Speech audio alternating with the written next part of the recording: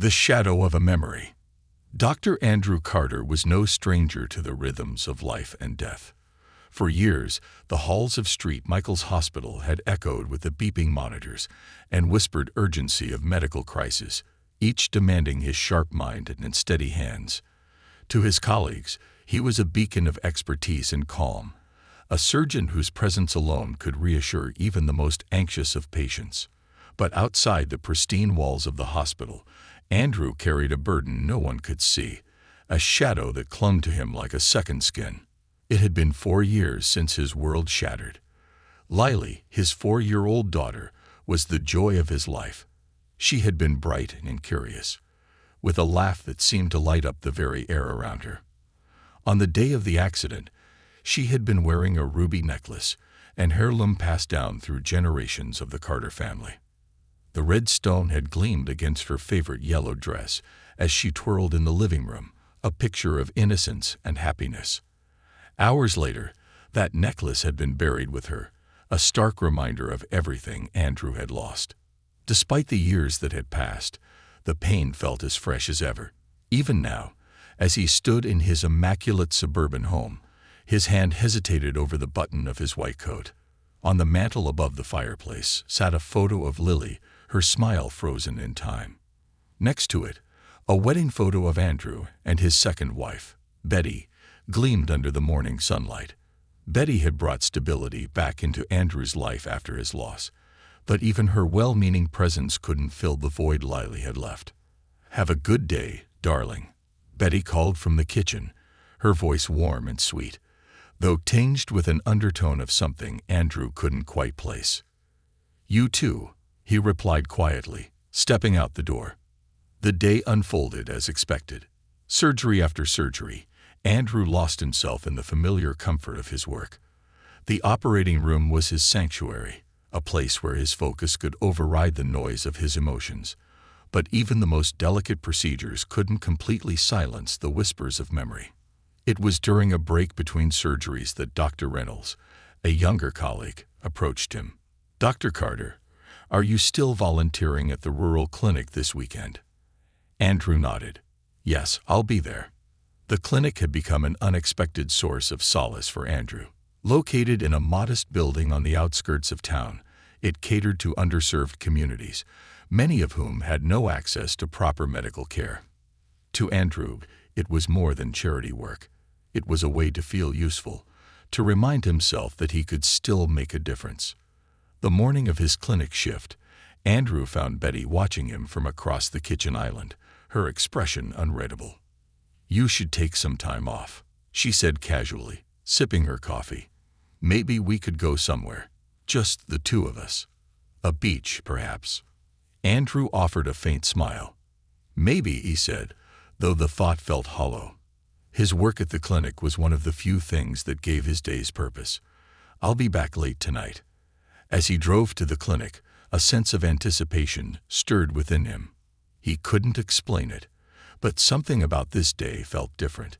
The air was heavy with the promise of rain, and dark clouds rolled across the horizon like a slowly encroaching tide.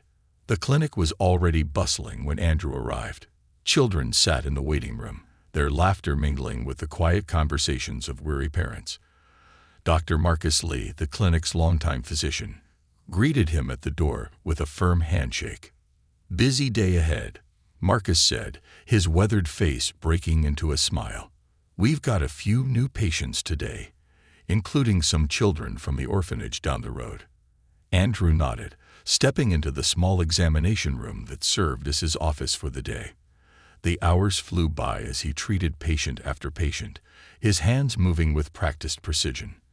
Yet, as the day wore on, a strange unease began to creep over him. He couldn't shake the feeling that something was about to happen.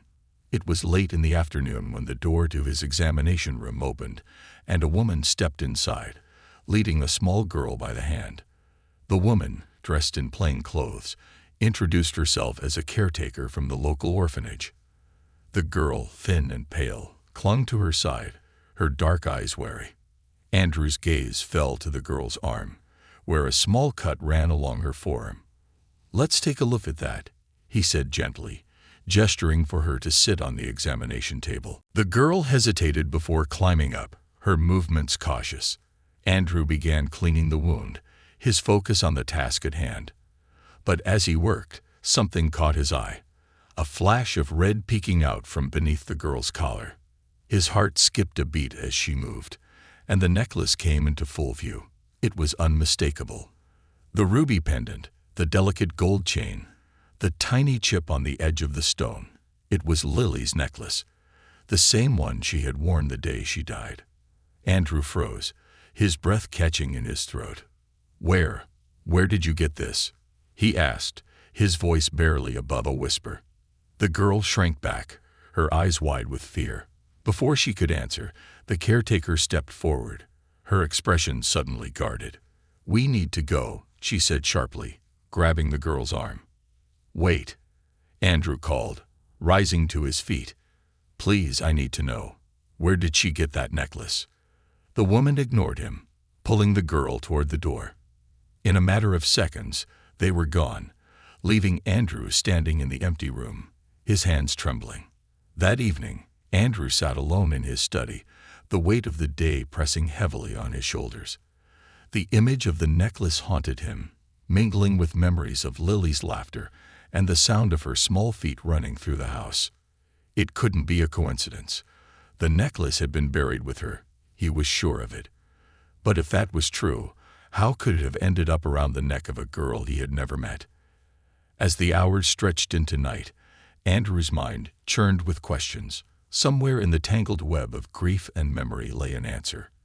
And for the first time in years, he felt a spark of hope, a fragile, desperate hope, that perhaps Lily's story wasn't over after all. The cracks in the foundation. Andrew Carter awoke the next morning with a restless energy that defied explanation. The events of the previous day replayed in his mind on a loop. The small, withdrawn girl, the ruby necklace, the caretaker's abrupt departure. Every detail gnawed at him, demanding attention. He sat at the kitchen table, staring into his untouched coffee. Betty moved about the kitchen with her usual grace, preparing her morning smoothie. She was dressed impeccably, even for breakfast. A tailored blouse, perfectly pressed slacks, and pearls that gleamed against her collarbone.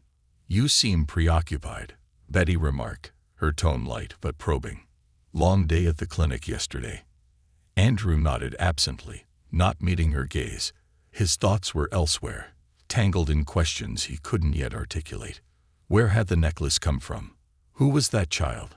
And why did the caretaker rush her away so quickly? Something unusual happened. Betty pressed, setting her smoothie glass down on the counter and studying him with a carefully neutral expression. Andrew hesitated, sensing the weight of her question.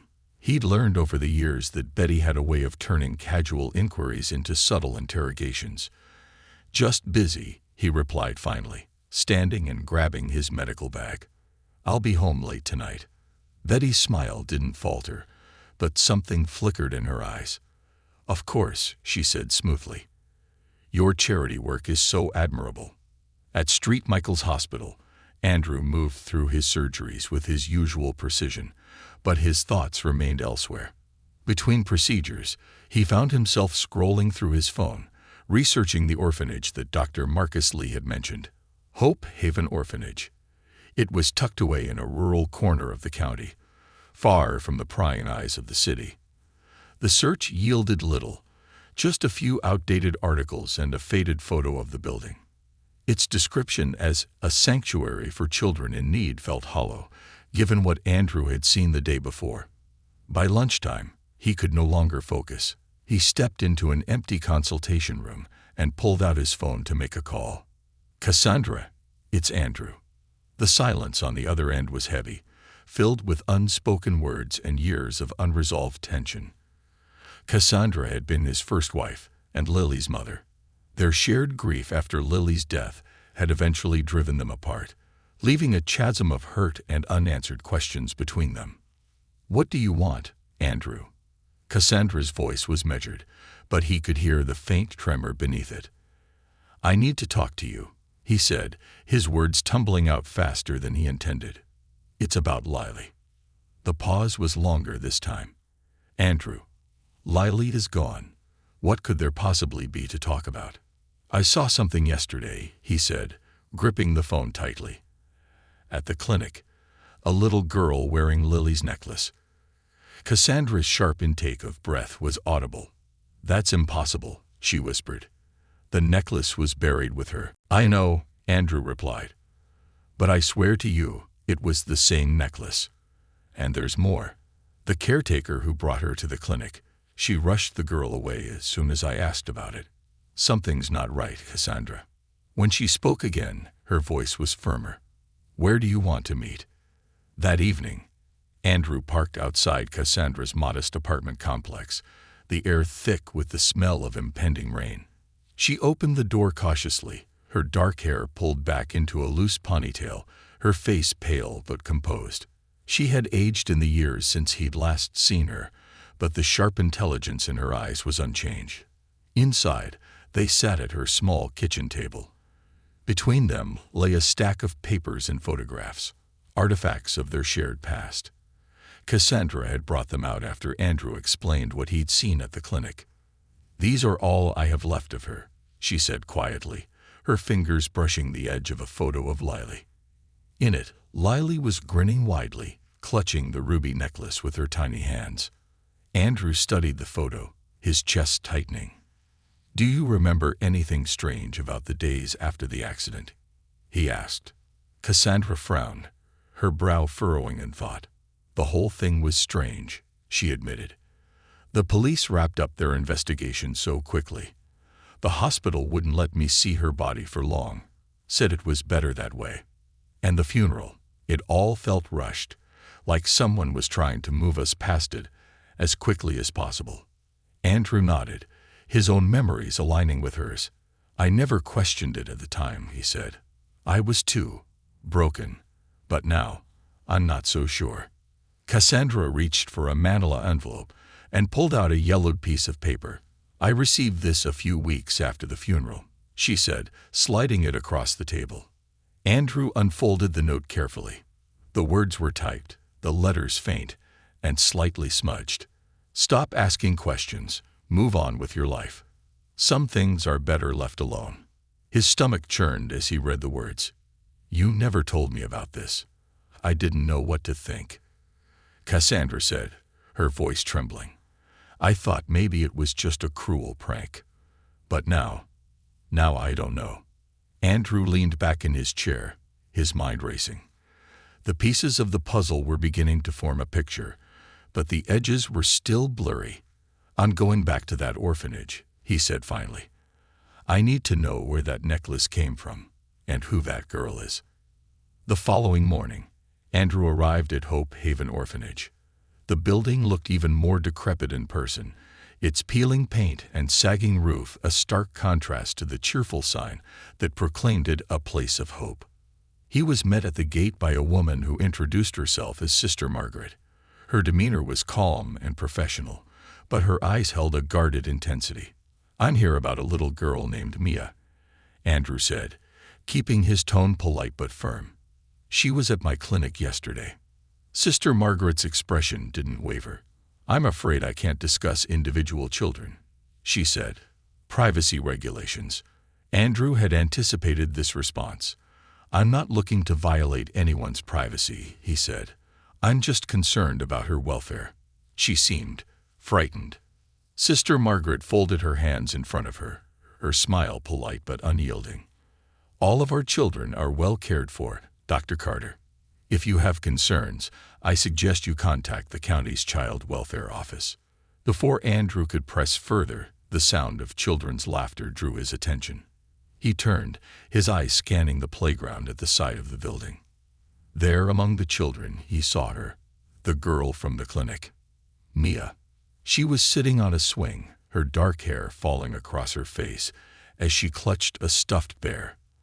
The ruby necklace gleamed against her small frame, its red stone catching the light. Andrew's breath caught in his throat. It was unmistakable. Sister Margaret followed his gaze and stepped in front of him, blocking his view. I think it's best if you leave now, Dr. Carter, she said, her tone firmer this time. Reluctantly, Andrew turned and walked back to his car, but not before taking a long, hard look at the orphanage. He wasn't done. Not by a long shot. That evening, Andrew called Cassandra. "I saw her," he said. "She's there. What do we do now?" Cassandra asked, her voice laced with both fear and determination. Andrew's jaw tightened. "We find out the truth, whatever it takes."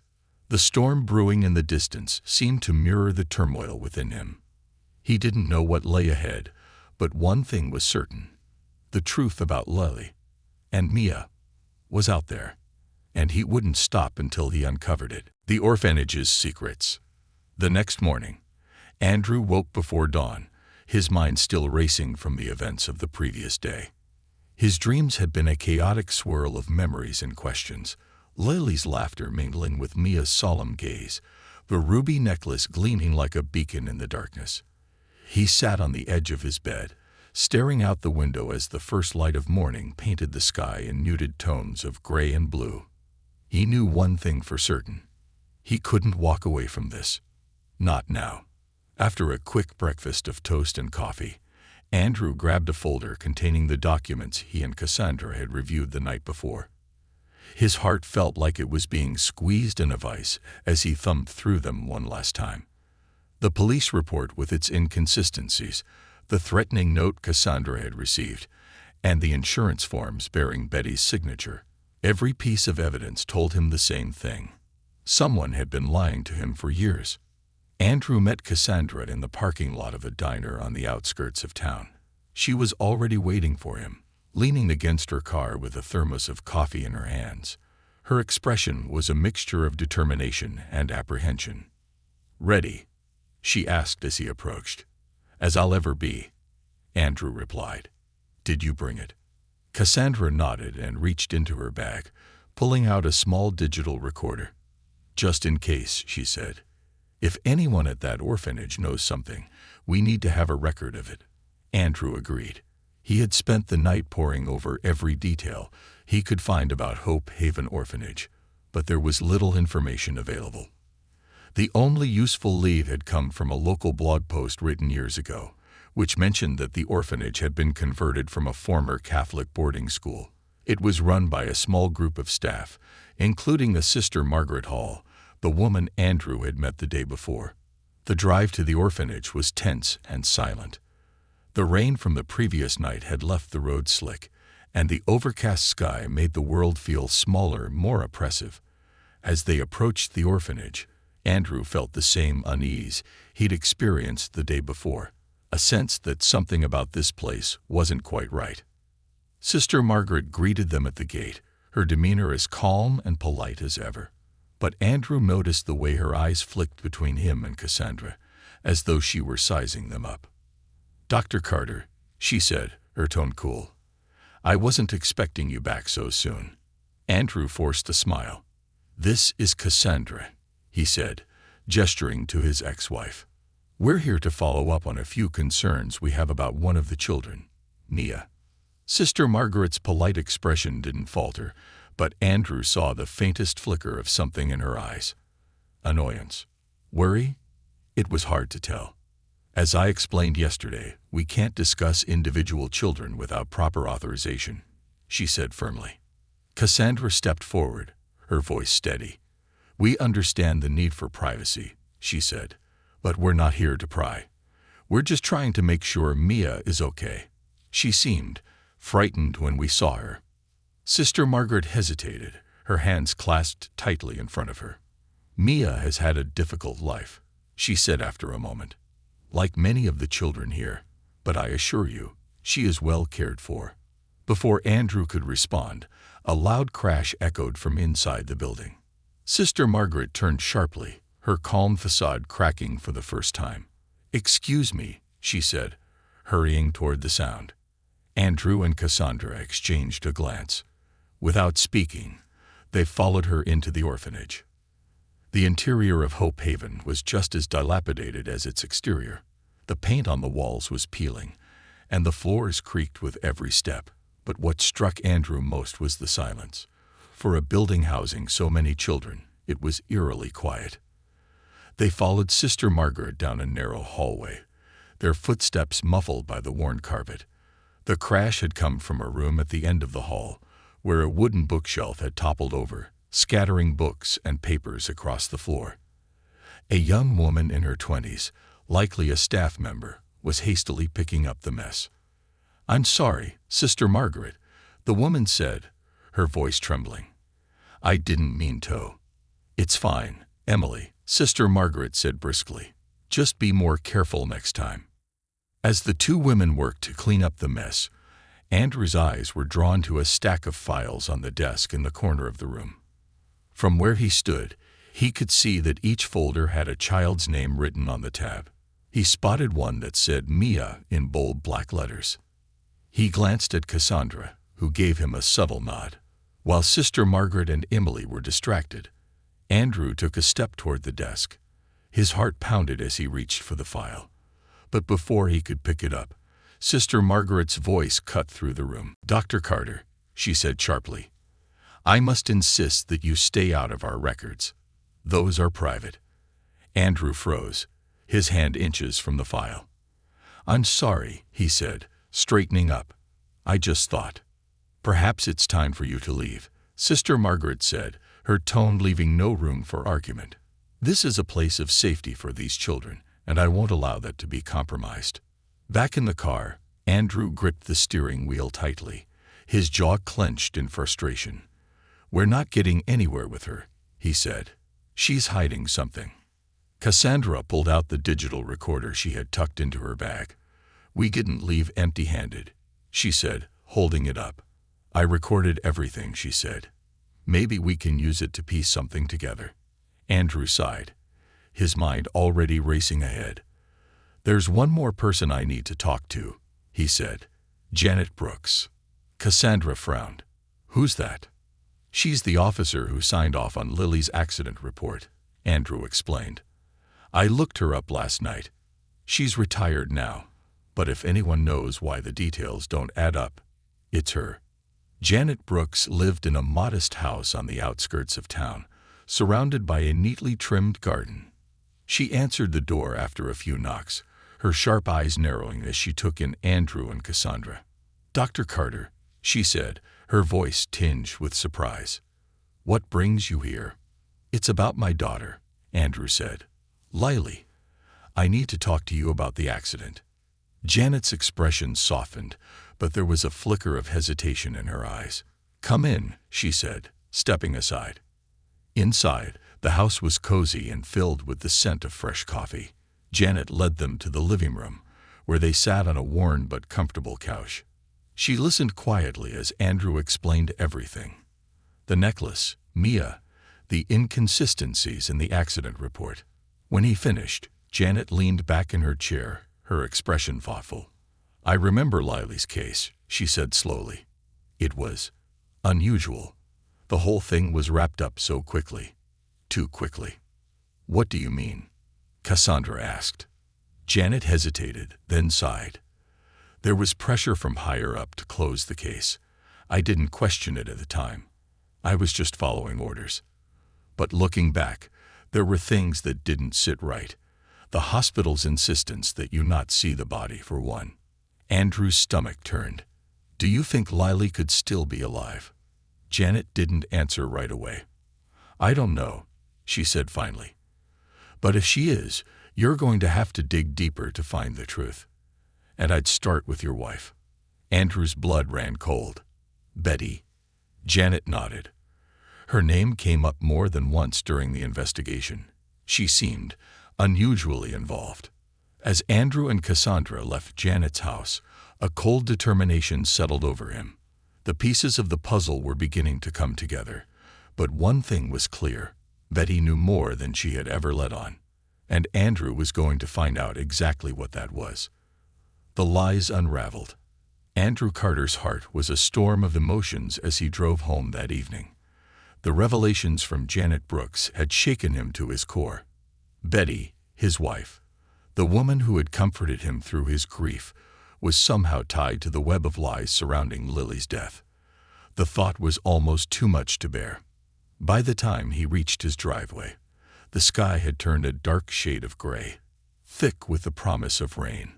The warm glow of the porch light and the perfectly arranged planters on the steps contrasted sharply with the chaos brewing in his mind. He took a deep breath, steadied himself, and stepped inside. Betty was in the kitchen, humming softly as she chopped vegetables for dinner. She glanced up as he entered, her face lighting up with a practiced smile. "You're home early," she said. "Everything all right?" Andrew studied her for a moment, the warmth in her voice suddenly feeling rehearsed. "It was a slow day," he lied, forcing a smile. "Smells good in here." Betty beamed and turned back to her cutting board, but Andrew's mind was already racing. He needed answers, and he needed them soon. For now, he would have to play the part of the loving husband, but inside, a plan was forming. Later that night, after Betty had gone to bed, Andrew sat in his study, the door locked behind him. The documents spread across his desk were a jumbled mess, but he sifted through them with a surgeon's precision. His eyes fell on the insurance forms bearing Betty's signature. The discovery that she had been a witness to the paperwork surrounding Lily's accident gnawed at him.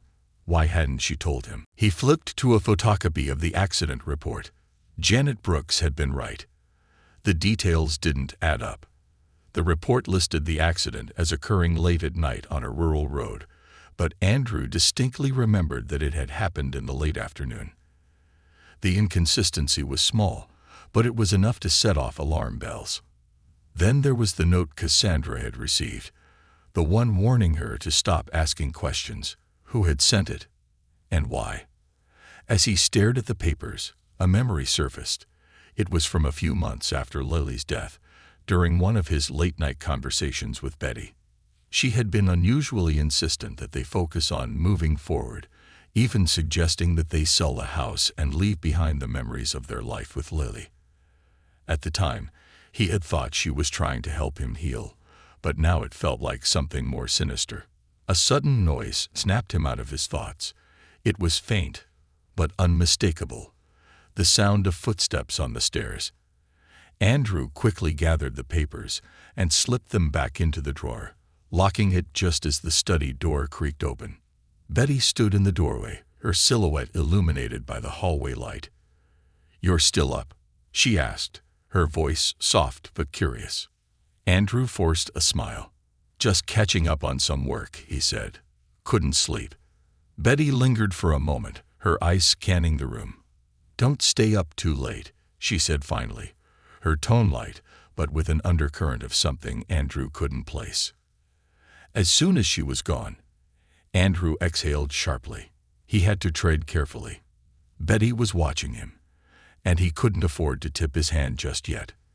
The next morning, Andrew arranged to meet Cassandra at a cafe on the edge of town. They sat at a corner table, speaking in hushed tones as they went over everything they had learned so far. "We need to confront her," Cassandra said, her voice low but firm. "If Betty knows something, we can't let her keep hiding it." Andrew shook his head. "Not yet. She's careful, too careful. If we push her now, she'll just deny everything. We need more proof." Cassandra leaned back in her chair, frustration etched across her face. "Then what do you suggest? We can't just sit around waiting for answers." Andrew hesitated, then pulled out a folded piece of paper. "I've been looking into the orphanage," he said. "Sister Margaret isn't going to give us anything willingly, but I found out that the county has records on every child placed there. Birth certificates, medical records, even the names of their guardians." Cassandra's eyes widened. "You think Mia's records might lead us to the truth?" "It's our best shot," Andrew said. "If we can connect her to Lily, it might blow this whole thing open." The county records office was a nondescript building tucked away on a quiet street.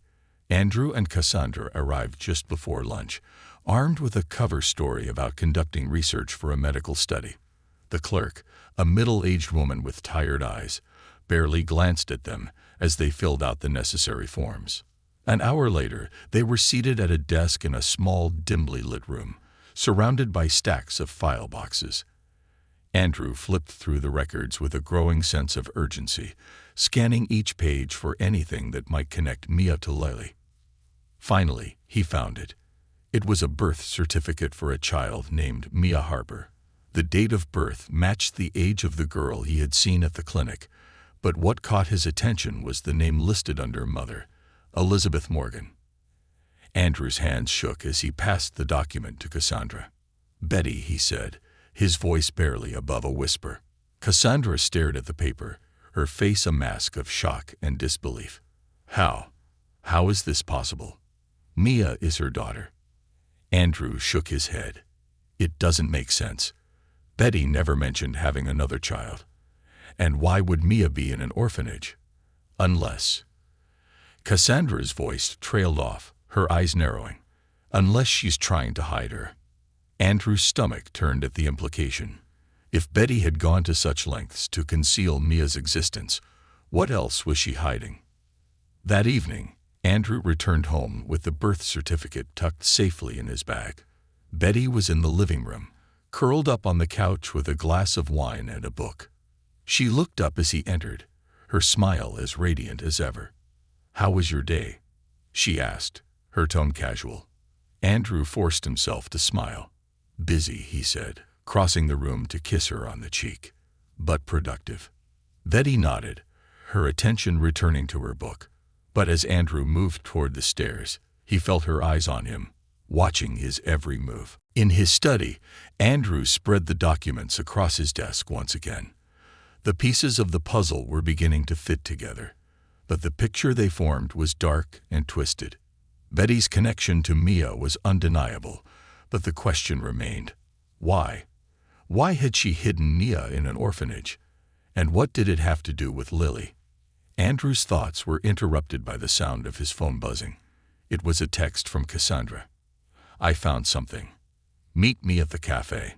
Now, when Andrew arrived at the cafe, Cassandra was already seated, her expression grave.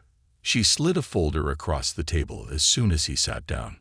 "I pulled some old financial records," she said. Betty's name kept popping up, specifically in connection with a company called Haven Enterprises.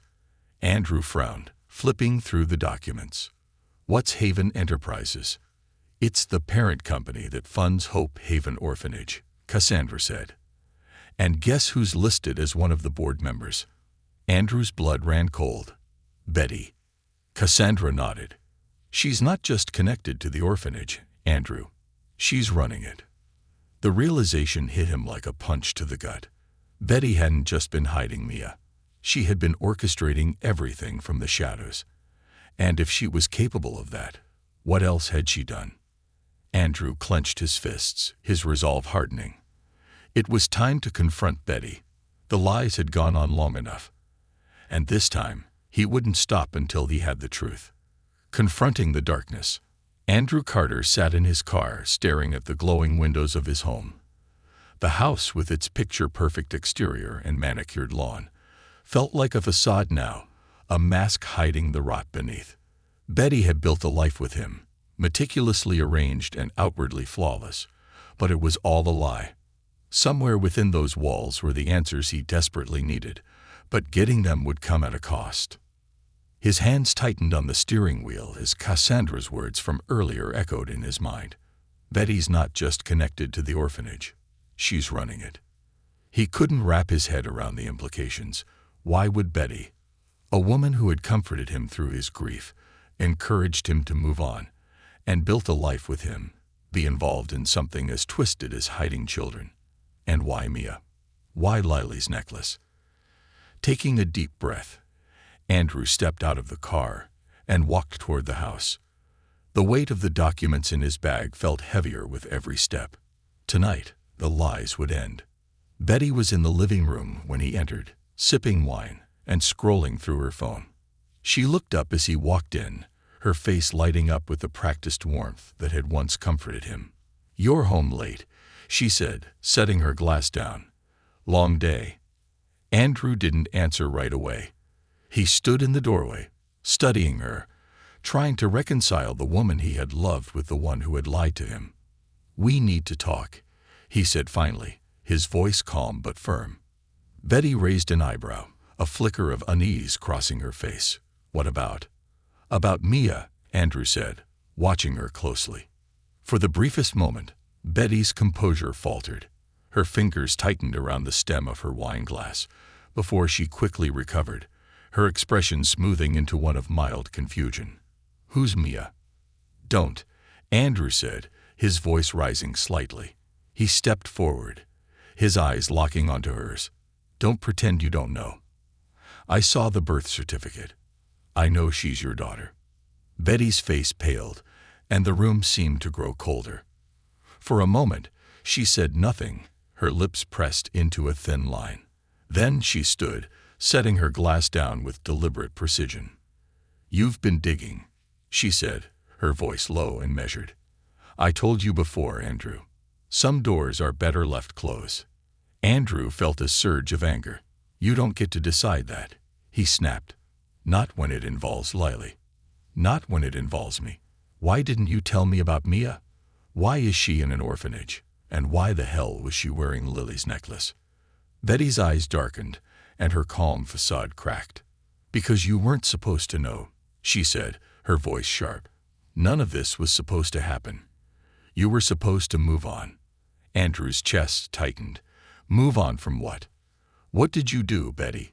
She took a step closer, her gaze cold and unflinching. "You want the truth. Fine. But you won't like it." Betty's confession came in halting bursts, her carefully curated persona crumbling with each word. Mia, she admitted, was her biological daughter, but not Andrew's. She had been born a year before Betty and Andrew met, the result of a brief, tumultuous relationship that Betty had ended as quickly as it began. Unable to care for the child, Betty had placed Mia in Hope Haven Orphanage, the very organization she now helped oversee. She had kept it a secret, believing it was a part of her past that would never resurface. "But the necklace," Andrew pressed, his voice shaking. "Why was Mia wearing Lily's necklace?" Betty's expression hardened. "Because it wasn't supposed to be buried with her." Andrew's heart felt like it had stopped. "What are you talking about?" Betty hesitated, then sighed, as if resigned to the inevitable. "Lily's death. It wasn't what you think," she said quietly. "The accident was staged." The words hung in the air, heavy and suffocating. Andrew stared at her, his mind struggling to process what he was hearing. "Staged," he echoed. "Why? Who ruled?" "Me," Betty said, her voice steady now. "I staged it." The room spun, and Andrew felt like the ground had been ripped out from under him. "You staged Lily's death," he whispered, his voice barely audible.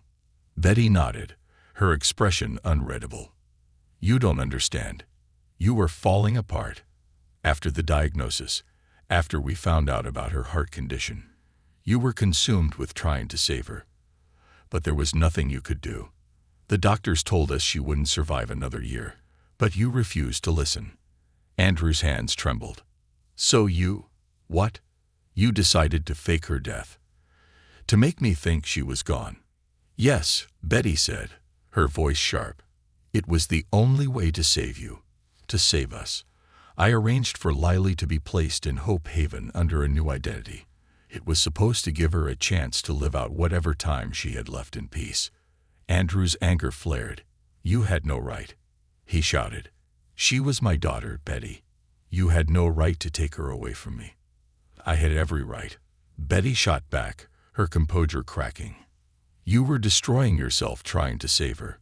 I did what I thought was best, for her and for you." Andrew shook his head, disbelief coursing through him. "And Mia? What does she have to do with this?" Betty hesitated, then looked away. "I didn't know Mia was still at the orphanage," she admitted. "I thought she had been adopted years ago. When I found out she was still there, I made sure she had what she needed. That's all." Andrew stared at her, his mind reeling. "And the necklace?" he asked again, his voice quieter now. "How did she get the necklace?" Betty's face fell. "I gave it to her," she said softly. "When I visited the orphanage a few months ago, it was an heirloom. I thought it should stay in the family. Andrew's breath hitched. So you saw Lily, he said, his voice trembling. You've been visiting her all this time. Betty didn't answer, but the guilt in her eyes said enough. Andrew couldn't sleep that night. He sat in the study, staring at the photo of Lily on the mantel. The anger and betrayal churned in his chest, but beneath it all was a single, undeniable truth. Lily was alive. The next morning, he packed a bag and drove to the orphanage. This time, he wasn't leaving without answers. Sister Margaret met him at the gate, her expression wary. "Dr. Carter," she said, "I wasn't expecting you." "I need to see her," Andrew said firmly. "Lily." Sister Margaret hesitated, then sighed. "Follow me." She led him through the orphanage and up a narrow staircase to a small room at the end of the hall. Inside, a young girl sat on a bed, her dark hair falling in waves around her face. She looked up as they entered, her eyes wide with curiosity. Andrew's breath caught. It was her. Lily. For a moment, he couldn't move. He just stood there, taking her in, his heart pounding in his chest. Then, slowly, he stepped forward.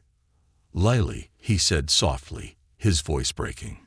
"It's me, Daddy." The girl tilted her head, studying him. Then, slowly, a smile spread across her face. "Daddy," she said, her voice quiet but full of wonder. Andrew dropped to his knees, tears streaming down his face as he pulled her into his arms.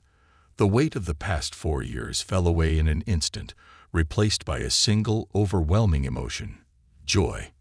He didn't know what the future held or how he would untangle the web of lies that had brought them here. But in that moment, none of it mattered. Lily was alive, and she was in his arms. And for the first time in years, Andrew Carter felt whole. The path to truth. Andrew held Lily tightly, his heart pounding as if it might burst. He could feel the warmth of her small frame against his chest, her breath soft against his neck.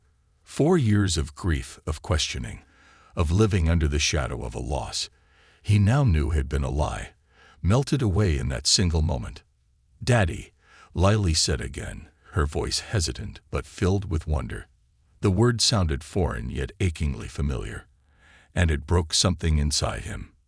He pulled back just enough to look at her, to memorize her face, her wide brown eyes, her soft curls, her slightly crooked smile. She was older now, more reserved, but she was unmistakably his Lily. "I've missed you so much," Andrew whispered, his voice thick with emotion. "I'm so sorry, sweetheart. I never wanted to leave you." Lily tilted her head, her brow furrowing. "You didn't leave me," she said softly. "I don't understand." Before Andrew could respond, Sister Margaret stepped forward, her expression a mix of guilt and determination. "Dr. Carter, I think it's time we spoke," she said firmly. "There are things you need to know." Andrew nodded, gently releasing Lily and brushing a tear from her cheek. "I'll be right back, okay?" he said, his voice trembling. Lily nodded, clutching her stuffed bear tightly as she watched him leave the room. Sister Margaret led Andrew to a small office down the hall. The room was sparse, with a battered desk and mismatched chairs, but Andrew barely noticed. His mind was racing, his emotions oscillating between relief and fury. Sister Margaret gestured for him to sit, but Andrew remained standing, his arms crossed. "I want the truth," he said, his voice low and dangerous. "No more lies. No more excuses. I need to know everything." The nun nodded, her face somber. "You deserve that," she said quietly. "And so does Lily." What Sister Margaret told him over the next hour shattered what little remained of Andrew's understanding of the past 4 years. When Betty had brought Lily to the orphanage, she had presented it as an act of desperation. She had claimed that Lily was terminally ill, and that Andrew was emotionally unstable, incapable of handling the inevitable loss. Betty had arranged for Lily to be placed under a false identity and had paid a substantial sum to ensure that the records were sealed. "I believed her," Sister Margaret admitted, her voice trembling. She seemed so sincere. And Lily, she was so small, so frail. I thought I was helping. But as time went on, Sister Margaret began to suspect that something wasn't right. Lily's supposed illness never progressed, and she thrived under the orphanage's care. Margaret had tried to contact Betty for clarification, but her calls went unanswered. When she had attempted to raise her concerns with the board of Haven Enterprises, she had been dismissed and warned to keep quiet. I was afraid, Sister Margaret said, tears welling in her eyes. Afraid of losing the funding that keeps this place running. Afraid of what might happen to Lily if I pushed too hard. But now, seeing you here, I realize I was wrong. I should have done more. Andrew's hands clenched into fists. She stole my daughter from me, he said through gritted teeth, and she let me believe she was dead.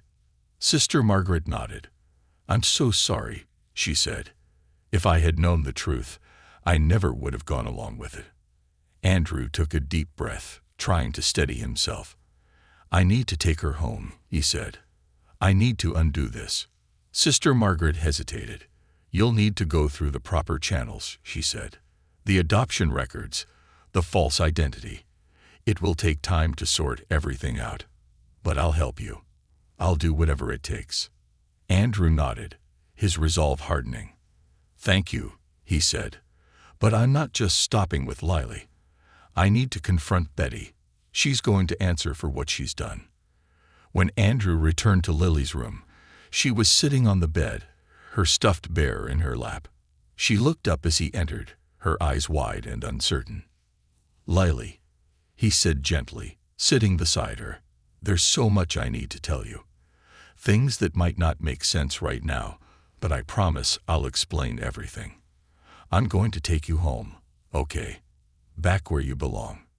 Lily hesitated, then nodded slowly. Will you stay with me? She asked. Forever? Andrew's throat tightened. Forever, he promised, pulling her into another hug. That evening, Andrew drove home with a clarity of purpose he hadn't felt in years. The weight of the truth was heavy, but it also fueled him. He wasn't just fighting for Lily now. He was fighting for justice, for answers, and for the life they had both been denied. When he walked through the door, Betty was waiting in the living room, a glass of wine in her hand. Her eyes narrowed as she saw him, and Andrew realized she already knew. You went back to the orphanage, she said, her voice cold. Andrew dropped his bag on the floor, his gaze steady. I saw her, he said. I saw Lily. For a moment, Betty's mask slipped. Her face twisted in something between fear and anger, but she quickly recovered, setting her glass down with deliberate care. You don't understand. No, Andrew interrupted, his voice sharp. You don't get to explain this away. You took my daughter. You let me believe she was dead. Do you have any idea what you've done? Betty stood, her posture stiff and defensive. I was trying to protect her. To protect you. You were a wreck, Andrew. You couldn't see reason. You were obsessed with saving her, no matter what the cost. Andrew shook his head. And that gave you the right to take her away from me, to decide what was best for both of us. Betty's jaw tightened. I did what I thought was right. No, Andrew said, his voice trembling with anger. You did what was easiest for you. You lied to me. You lied to Lily. And now you're going to face the consequences. Over the next few weeks, Andrew worked tirelessly to untangle the legal mess Betty had created. With Sister Margaret's help, he filed petitions to reclaim custody of Lily and to expose the corruption within Haven Enterprises. The process was slow and grueling, but Andrew refused to give up. Betty, meanwhile, faced mounting legal troubles of her own. The evidence Andrew and Cassandra had gathered, combined with Sister Margaret's testimony, painted a damning picture of her actions. She had not only falsified records, but had also embezzled funds from Haven Enterprises to cover her tracks. For Andrew, the journey was far from over. Rebuilding his life with Lily would take time, and the scars of the past would never fully fade. But as he watched his daughter play in the garden one sunny afternoon, her laughter ringing out like music, he felt a sense of peace he hadn't known in years. Lily was home, and for Andrew, that was all that mattered. Over the following weeks, Andrew's life became a blur of legal meetings, emotional reunions, and sleepless nights. Reclaiming Lily was only the beginning. The fight to secure her future, to ensure she was safe, loved, and protected, became his singular focus. The custody battle. Betty's betrayal ran deeper than Andrew had initially realized. Not only had she orchestrated Lily's disappearance, but her involvement in Hope Haven extended to financial corruption. As Andrew delved into the orphanage's records with Sister Margaret's help, he uncovered falsified documents and misappropriated funds. Betty had used her position on the board of Haven Enterprises to funnel money into personal accounts, disguising it as administrative costs. Andrew worked closely with a legal team, spearheaded by Cassandra, who had thrown herself into the fight with an intensity that mirrored his own. Their shared grief over Lily had driven them apart years ago, but now it brought them together in a way neither had expected. "I'll do whatever it takes to protect her," Cassandra told Andrew during a late-night strategy session. "We both will." Betty, meanwhile, fought back. She hired an aggressive defense team and attempted to spin the narrative. Her lawyers argued that she had acted out of compassion, trying to shield both Andrew and Lily from the inevitable heartbreak of Lily's declining health. But the evidence against her, paired with Sister Margaret's testimony and the discovery of her financial misconduct, painted a damning picture. Lily's adjustment. For Lily, the transition was both joyful and overwhelming. Andrew moved out of the house he had shared with Betty and into a smaller, cozier home closer to the city, where he could focus entirely on rebuilding their lives. Lily's room was decorated with care, filled with soft colors and toys she chose herself. But the years apart had left scars. At first, Lily struggled to trust Andrew completely. She was hesitant, unsure of what their new life together would look like. She had spent 4 years believing she had no parents, shuttled between caregivers and unsure of her place in the world. One evening, as Andrew tucked her into bed, she looked up at him with wide eyes. "Are you going to leave me again?" she asked, her voice barely above a whisper. Andrew's heart broke. He knelt beside her bed, taking her small hands in his. "Never," he said firmly. "I'll never leave you, Lily. Not ever again." Slowly, Lily began to open up. She told Andrew about her time at Hope Haven, the friends she had made, the kind nuns who had cared for her, and the time she had cried herself to sleep, wondering why no one came for her. Each story tore at Andrew's heart, but he listened, knowing that her healing would take time. The courtroom showdown. The day of the custody hearing was tense. The courtroom buzzed with quiet anticipation as Andrew and Betty faced each other from opposite sides of the aisle. Betty's calm facade had begun to crack under the weight of the evidence against her. Andrew could see the strain in her posture, the way she avoided his gaze. Cassandra testified first, recounting the inconsistencies in Lily's death certificate and the anonymous threats she had received after questioning the circumstances of the accident. Then came Sister Margaret, whose testimony about Betty's manipulation of the orphanage's records left the courtroom stunned. Finally, Andrew took the stand. His voice was steady as he described the pain of losing Lily, the shock of discovering she was alive, and the overwhelming joy of reuniting with her. He spoke of the betrayal he felt toward Betty, but his focus remained on Lily, her needs, her future, and the life he was determined to give her. When the judge rendered the verdict, granting Andrew full custody of Lily and ordering an investigation into Betty's financial dealings, Andrew felt a wave of relief, so profound it left him breathless. For the first time in years, the path forward seemed clear. A new beginning. Life didn't return to normal overnight. Andrew and Lily both had their share of struggles, from navigating the complexities of their new reality to processing the trauma of their separation. But they faced each challenge together, one step at a time. Cassandra became a constant presence in their lives, offering support and guidance. She and Lily developed a bond that filled Andrew with gratitude and hope. Though their marriage had ended, their shared love for Lily created a new kind of partnership, one built on trust, understanding, and a shared commitment to their daughter's happiness. One afternoon, as the three of them sat in the park watching Lily play, Cassandra turned to Andrew. "She's amazing," she said, a soft smile on her face. "She's so much like you." Andrew chuckled. "I think she's got your determination," he said. "She doesn't give up easily." They sat in comfortable silence for a moment, watching Lily race across the playground. Her laughter rang out, bright and full of life, and Andrew felt a warmth he hadn't known in years. The truth revealed. Though the custody battle was over, Andrew couldn't let go of the lingering questions about Betty's motives. Why had she gone to such lengths to hide Lily's existence? What had driven her to such extremes? The answers came during a final meeting with Sister Margaret, who handed Andrew a sealed envelope. "I found this in Betty's file," she said. "I think you should see it." Inside was a letter, written in Betty's handwriting. As Andrew read it, his emotions churned, a mixture of anger, sadness, and a faint, reluctant understanding. In the letter, Betty confessed that she had been overwhelmed by fear. Fear of losing Lily. Fear of watching Andrew destroy himself trying to save her. Fear of a future she couldn't control.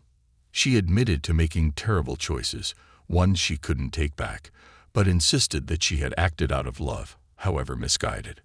Andrew folded the letter and tucked it away. It didn't absolve Betty of her actions, but it gave him a sliver of closure. A future full of hope. Months later, Andrew stood in the kitchen of their new home, watching Lily as she colored at the dining table. The morning sunlight streamed through the windows, casting a warm glow over the room. It was a simple moment, but it felt monumental. "Daddy," Lily said, looking up from her drawing. "Yes, sweetheart." She held up her picture, a bright, colorful rendering of a house with a garden, the two of them standing outside, hand in hand. "This is us," she said, smiling. Andrew felt a lump rise in his throat. "It's beautiful," he said, kneeling beside her. "Just like you." As Lily threw her arms around him, Andrew closed his eyes, letting the moment wash over him. The road to this point had been long and painful, but they had made it. They had found their way back to each other. And for the first time in years, Andrew felt a sense of peace, knowing that the future, however uncertain, was theirs to create together.